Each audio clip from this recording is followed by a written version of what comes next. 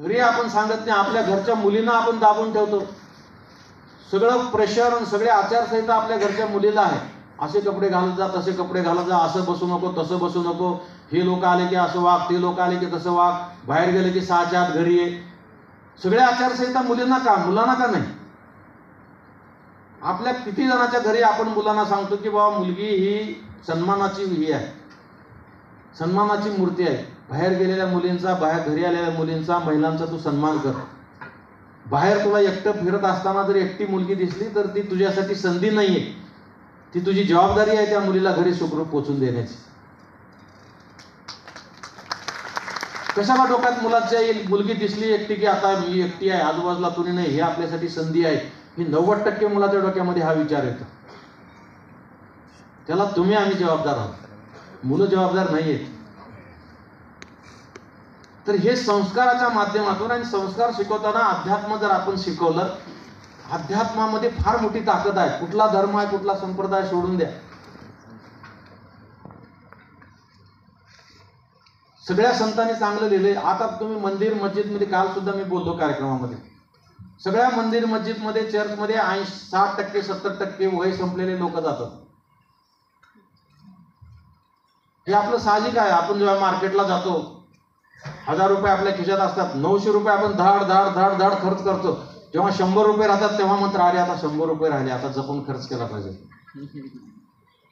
तुमचं माझं सारखं सायकॉलॉजी आहे. 900 रुपये खर्च करेपर्यंत आपल्याला जाणीव होत नाही. तद्वतच आयुष्याचं सुद्धा असं होते. 50-60 वर्ष आपण कसेही खर्च केलेला असतो, आणि मृत्यू दिसायला लागला की मात्र मग आपल्याला मंदिर, चर्च, धर्म, अध्यात्म आठवायला लागतं. माझी इच्छा आहे की लहान मुलं अध्यात्मामध्ये गुंतली पाहिजे. मंदिर, मस्जिद, चर्च मध्ये लहान मुलांची, शाळा महाविद्यालय मुलांची संख्या वाढली पाहिजे. आणि मी अनेक व्याख्यानामध्ये, अनेक प्रवचनामध्ये मी ठासून सांगत असतो की अध्यात्मामुळे तुमचा फायदा होईल का नाही मी तुम्हाला सांगू शकत नाही, पण अध्यात्मामुळे तुमचं नुकसान होणार नाही मी तुम्हाला बॉन्ड पेपरवर लिहून द्यायला तयार आहे. होणारच नाही. घरात आली की लगेच घरातले आई वडील बाजूला करायचं चाललं तसं. मुलावरही संस्कार होत नाही तर मुलीवरही संस्कार होत नाही.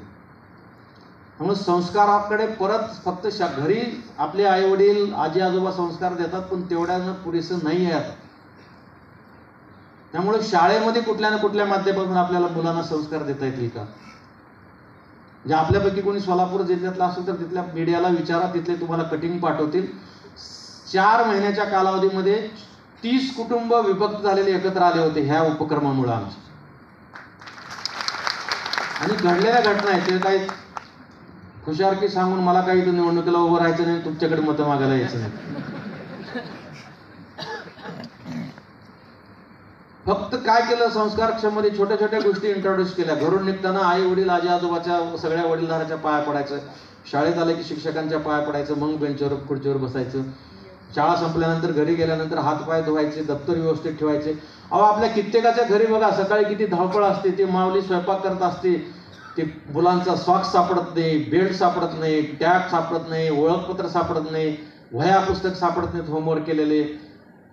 80% घरामध्ये त्या माऊलीची धावपळ असते.